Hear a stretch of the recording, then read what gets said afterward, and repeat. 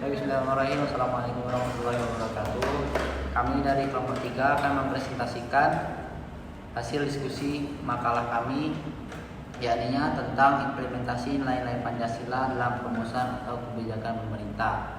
Baik, sebelum masuk ke materi, saya akan memperkenalkan diri saya. Saya Fikran Saputra, Prodi Teknik Listrik semester 2, dan teman sebelah kanan saya.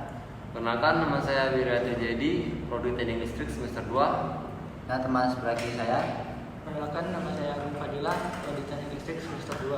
Baik, langsung saja kita masuk kepada materi kita yang pertama, yakni bab 1, bab pendahuluan yang akan dibawakan oleh Agung. Saya Agung Fadilah ingin menjelaskan materi bab 1. Pancasila adalah ideologi dasar bagi negara Indonesia. Nama ini terdiri dari dua kata dari Sanskerta. Panca berarti 5 dan sila berarti prinsip atau asa.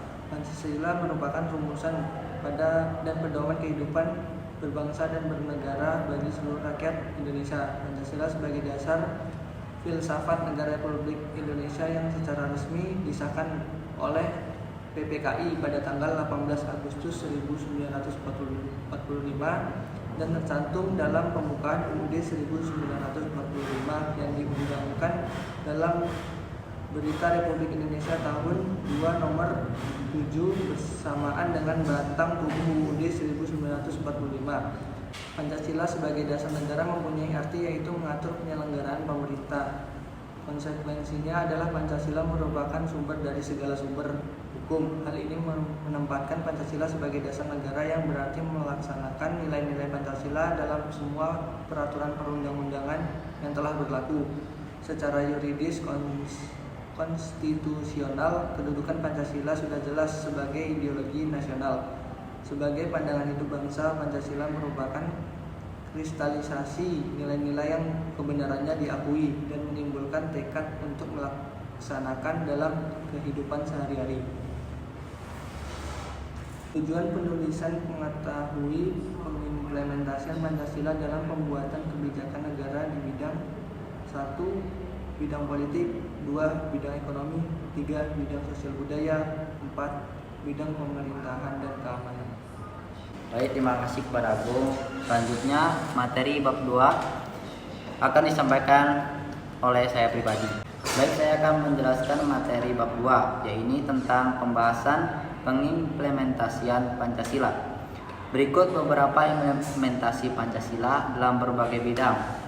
Yang pertama, implementasi Pancasila dalam bidang politik. Pembangunan dan pengembangan bidang politik harus berdasarkan pada dasar ontologis manusia. Hal ini didasarkan pada kenyataan objektif bahwa manusia adalah sebagai subjek negara. Oleh karena itu, kehidupan politik harus benar-benar merealisasikan tujuan demi harkat dan martabat manusia. Pengembangan politik negara, terutama dalam proses reformasi dewasa, ini harus mendasarkan pada mayoritas sebagaimana tertuang dalam sila-sila Pancasila dan esensinya, sehingga praktek-praktek politik yang menghalalkan segala cara harus segera diakhiri. Implementasi Pancasila dalam pembuatan kebijakan negara dalam bidang politik dituangkan pada pasal 26, 27 ayat 1 dan pasal 28 ayat 2. Pasal-pasal tersebut adalah penjabaran dari pokok-pokok pikiran kedaulatan rakyat dan kemanusiaan yang adil dan beradab, yang masing-masing merupakan pancaran dari sila keempat dan kedua Pancasila. Kedua pokok pikiran ini adalah landasan bagi kehidupan nasional bidang politik di negara Republik Indonesia. Isi dari pasal 26. Yang pertama, yang menjadi warga negara ialah orang-orang bangsa Indonesia yang asli dan orang-orang bangsa lain yang disahkan dengan undang-undang sebagai warga negara. Kedua, penduduk ialah warga negara Indonesia dan orang asing yang bertempat tinggal di Indonesia. Pasal 27. Yang pertama, segala warga negara bersamaan kedudukannya di dalam hukum dan pemerintahan dan wajib menjunjung hukum dan pemerintahan itu dengan tidak adanya kecualian. Pasal 28 A sampai 28J. Ini membahas tentang hak asasi manusia mulai dari hak hidup, hak berrekreasi, dan hak lainnya secara umum. 3. Sistem negara yang terbentuk dalam Undang-Undang Dasar harus berdasar atas kedaulatan rakyat dan permusyawaratan perwakilan karena menuntut beberapa pendapat Bakri, aliran yang sesuai dengan sifat dan pemikiran masyarakat Indonesia. Berdasarkan penjabaran kedua pokok pikiran tersebut, maka pembuatan kebijakan negara dalam bidang politik harus berdasarkan pada manusia yang merupakan subjek pendukung Pancasila. Yang kedua, implementasi Pancasila dalam bidang ekonomi. Di dalam dunia ilmu ekonomi terdapat istilah yang kuat yang menang, sehingga lazimnya pengembangan ekonomi mengarah pada persaingan bebas dan jarang mementingkan mayoritas kemanusiaan. Hal ini tidak sesuai dengan Pancasila yang lebih tertuju kepada ekonomi kerakyatan, yaitu ekonomi yang humanistik yang mendasar pada tujuan demi kesejahteraan rakyat secara luas. Pengembangan ekonomi bukan hanya mengejar pertumbuhan saja, melainkan demi kemanusiaan, demi kesejahteraan seluruh masyarakat. Maka sistem ekonomi Indonesia mendasarkan atas kekeluargaan seluruh bangsa. Implementasi Pancasila dalam pembuatan kebijakan negara dalam bidang politik dituangkan dalam pasal 27 ayat 2, pasal 33 dan pasal 34. Pasal-pasal tersebut adalah penjabaran dari pokok-pokok pikiran kedaulatan rakyat dan keadilan sosial yang masing-masing merupakan pancaran dari sila keempat dan sila kelima Pancasila. Kedua pokok pikiran ini adalah landasan bagi pembangunan sistem ekonomi Pancasila dan berhak atas pengerjaan dan penghidupan yang layak bagi kemanusiaan. Baiklah, saya akan melanjutkan materi dari saudara Vito, yaitu implementasi Pancasila dalam bidang sosial dan budaya. Dalam pembangunan dan pengembangan aspek sosial budaya, hendaknya didasarkan atas sistem nilai yang sesuai dengan nilai budaya yang dimiliki oleh masyarakat tersebut, terutama dalam rangka bangsa Indonesia melakukan reformasi di segala bidang dewasa ini.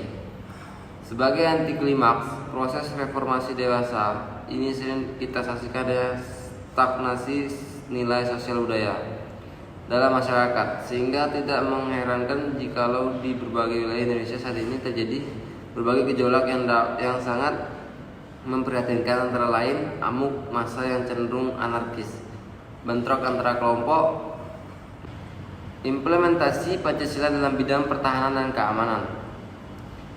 Negara pada akhirnya adalah merupakan suatu masyarakat hukum. Demi tegaknya hak-hak warga negara, maka diperlukan peraturan perundang-undangan negara, baik dalam rangka mengatur ketertiban warga maupun dalam rangka melindungi hak-hak warganya.